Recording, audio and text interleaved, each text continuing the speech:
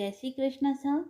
आप सभी को भौम त्रयोदशी की हार्दिक शुभकामनाएं। सनातन धर्म के अनुसार देवों के देव महादेव को त्रयोदशी तिथि समर्पित है तथा यह हर महीने कृष्ण व शुक्ल पक्ष में आती है और इसी दिन प्रदोष व्रत रखा जाता है।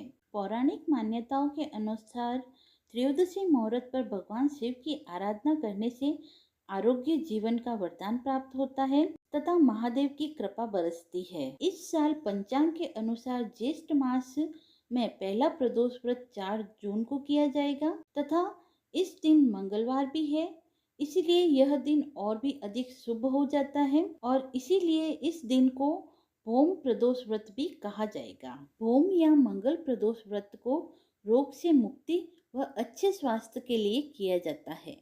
मंगल त्रयोदशी प्रदोष व्रत कथा। सूत जी बोले, अब मैं मंगल त्रयोदशी प्रदोष व्रत कथा का विधि विधान कहता हूँ। मंगलवार का दिन व्याधियों का नाशक है। इस व्रत में एक समय व्रती को गेहूं और गुड़ का भोजन करना चाहिए।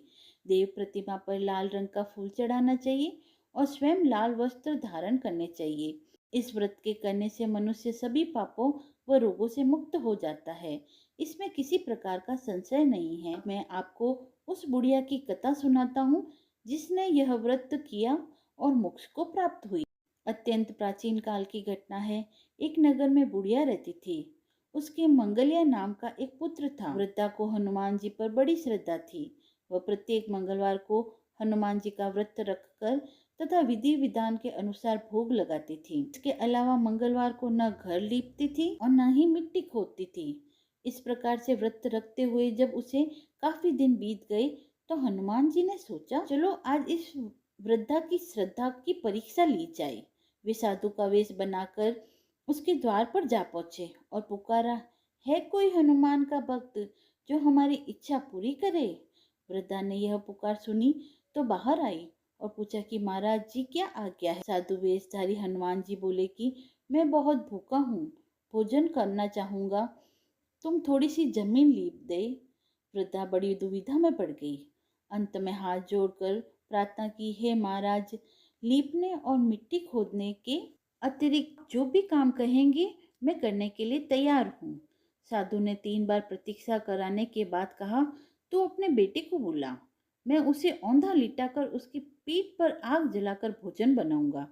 वृद्धा ने सुना तो उसके पैरों तले से जमीन खिसक गई, मगर वह वचनबद्ध थी। उसने मंगलिया को पुकारा और साधु महाराज के हवाले कर दिया, मगर साधु ऐसे ही मानने वाला न था। उन्होंने वृद्धा के हाथ से ही मंगलिया को औंधा लिटाकर उसकी पीठ पर आग जलाई। आग जलाकर दुखी मन से वृद्धा अपने घर के अंदर चली गई। साधु जब भोजन बना चुका था तो उसने वृद्धा को बुलाकर कहा कि वह मंगलिया को पुकारे ताकि वह भी आकर भोजन कर ले। वृद्धा आंखों में आंसू भरकर कहने लगी कि अब उसका नाम लेकर मेरे हृदय को और न दुखाओ। लेकिन साधु महाराज न माने तो वृद्धा को भोजन के लिए मंगले को पुकारना पड़ा। पुकारने की देर थी कि मंगलिया बाहर से हंसता हुआ घर में दौड़ा आया। मंगलिया को जीता जागता देखकर वृद्धा को सुखद आश्चर्य हुआ। वो साधु महाराज के चरणों में गिर पड़ी। साधु महाराज ने उसे अपने असली रूप में दर्शन दिए। हनुमान जी को अपने आंगन में देखकर वृद्धा को लगा कि उसका जीवन सफल हो गया। हे प्रभु, जिस प्रकार आपने बुढ़िया पे कृपा की, उसी प्रकार अपने सभी भक्तों पर ऐसी ही कृपा बनाए रखना। अगर आपको ये कथा पसंद आई हो तो आप मेरे चैनल को लाइक, शेयर एंड सब्सक्राइब करें। धन्यवाद।